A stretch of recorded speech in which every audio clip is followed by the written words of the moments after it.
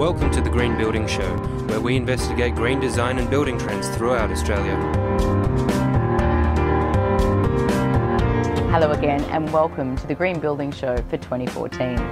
Last week we kicked off the special series on trends for 2014.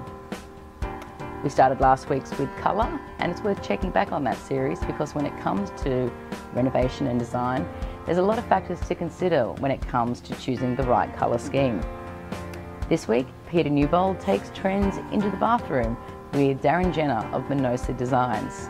Here's Peter and Darren now with more on trends in bathrooms for 2014.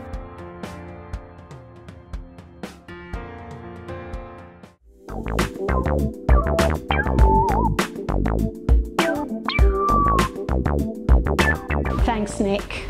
And I'm with Darren Jenner from Minosa Designs.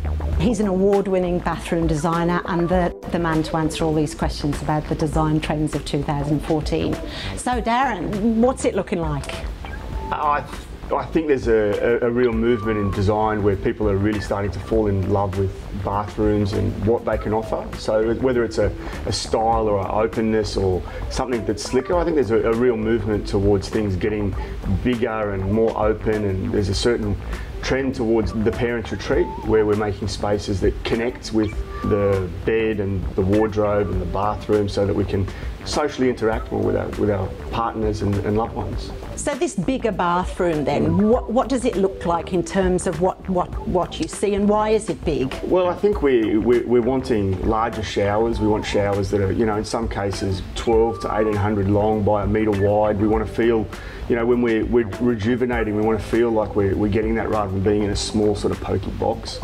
And it's not necessarily a bigger space, but sometimes they're just more longer, narrower, so that we can feed everything on one side. And toilets that are concealed, basins that are floated, joinery that's hidden away, so that they feel more open. What's driving this? Definitely clients, definitely people's desires to have things that look better, that make them feel better. So I think that's really the drive behind it. So as far as the form and the function of it, it's definitely people. And big spaces like that sounds as if you can get one or two people in a bathroom at the same time. Yeah, I love the idea of that. I love the idea of a parents' retreat. I have one myself. It's really nice to be able to engage with my whole family, especially at that time, witching hour at night where the kids are around. It's nice to all be engaged in that space. They're bathing, we're talking. You're either putting the clothes away, really utilitarian type, but it's all there. It's you can communicate, you can talk about your day, and you're not sort of closed off and feeling closed down. So I think it's a wonderful concept. So what makes Australians different as far as bathrooms are concerned? We're a hard marketplace, Australia. We really want good quality products. We really push to get things done right. Just look at our waterproofing and the things that we do where it's not done in other countries. So we really drive that. We like to have spaces that are getting bigger, and we can share that. So I think it's really unique in the world's climate of design. Climate change and the need to conserve water has been driving bathroom design for some time. How's that looking now? I think it has become, faddy or trendy, I suppose, to look at it. But I think that, especially in a country like Australia, we're an isolated island and we do have a limited water supply. So now with WELS labelling and products, things we're creating and pushing, we're pushing people to use 4 litres a minute. So it's, you can get products that are more stylish, more refined, and at the end of the day, you're doing your part for the environment. And one of them's these basins. Now they're amazingly kind of they're not very deep. Yeah, well, they're flat basically. That's right. Talk to me about these. Okay, we first created this product around 10 years ago. So we had a client, they wanted something for a space that was going to be visible. They wanted something that was really different. So we wanted to create something that was flat. Therefore, we had to figure out how do we stop water from splashing. So we developed a system, and our system is that we use this particular length of spout, we have a particular height and a particular flow. When all of those elements are brought together, you won't splash, because what happens when you slow water down and it becomes slower, it'll actually hit a flat surface and it'll conform to that shape. Traditionally at 30 litres a minute, when water hits a surface, it only does one thing, and it goes like that. But when you slow water down and it's really slow and soft, it'll hit my hand and it'll go flat. It'll hit my hand and it'll go around it. So you won't get the same element of splashing. In this case, we've got 1800 long basin and it's all completely integrated and seamless. So the water gets contained to the area and it's just effortless to look after. So, and talking of flat as well, these are really rather neat. It seems to me people are liking to hide their touch. Yeah, the shaving cupboard's made a real resurgence. It's almost a buzzword all over again. But we love the idea of it, but we hate the lines that shaving cupboards bring. So traditionally, we'll install our basins and you'll have your shaving cupboard with 400 or 500 millimetre doors, which traditionally puts a join directly above the bowl.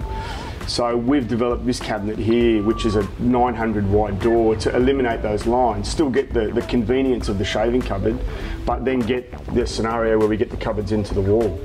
Yeah, so they'll lift up, and then we've got all of our glass inside. We've got a handle on the back of the door, and it's got a braking system, so it'll brake wherever we let go, and then soft close. And good for getting close to it and doing your makeup. Well, the theory behind it is with everything that we do, we don't like to fill the bottom with joinery because it's impractical and you're spending a lot of money to hide plumbing. We expose that, we'd be really honest with it, and we conceal at the top. So the idea is, in this case, if my bowl's here, you want your joinery to be offset, so that if I'm functioning in this space, I'm accessing my storage on this side, and vice versa. So that way there's no real way that I'm getting in my partner's way at any time. A bit of nifty colour here. How does colour in bathrooms and trends? What's happening? I think there's a trend or a shift where people are thinking wellness, and wellness comes from the day spa scenario where we go and we've got natural products surrounding us, we've got mood lighting, we've got soft music, and we've got colour. So by applying colour, you know, we all know that the different value of colour, what it can do to our psyche. So we can in this case change that up depending on how we're feeling and what mood we're in. We can also set that to be on just a slow colour rotate, you know. So you're seeing this happen now in shower heads and, you know, the whole colour therapy scenario. So it's, you know, things like that are playing part. I think lighting in general plays a massive part in bathrooms, having things that are multi-layered and multi-switchable so that we can control our moods rather than it being, you know, traditionally you walk into a bathroom, you turn the light on, it's all bright, you know. So now we can control those elements. So in the morning when we want it to be bright, we can brighten it up, but at night time when we want to come down and chill out, we can do that, you know. Nice one. So, and look, if you're renovating to sell a house, you're renovating your bathroom. Yes. Do you throw trends out of the window and just go for, you know, bland? No, look, I think if you're doing it for sale, you've just got to be neutral about your choice. You've got to remember you don't want anything where people are going to come in and go, I hate that. So it's just got to be quite neutral and appealing, you know. At the same time, you've got to attract people's attention, and in a market that's busy at the moment, I think you've got to do things a little different, you know, be a little bold, and the bold doesn't have to be red or green or whatever, but bold might be the way that you put something together, you know, be a little bit different to what's on the market and not so generic. And one last design tip. Yeah. What's the kind of must-do thing that you must take into account when you're renovating your bathroom? Think about things. That's probably what I would say, and employ people to help you do that, you know. So I would say to you, really set up a brief of what you want out of the space, and then really just engage someone to assist with that, you know. But just make sure you go through that, and the more thought you put in at the front, the better the result will be at the back, you know. And as designers, we're here to engage with you, to interpret those needs, answer those questions and solve the problem. So that's all you can do. Darren Jenner from Minosa Designs, bathroom designer extraordinaire. Thanks for your time. My pleasure. Thank you very much.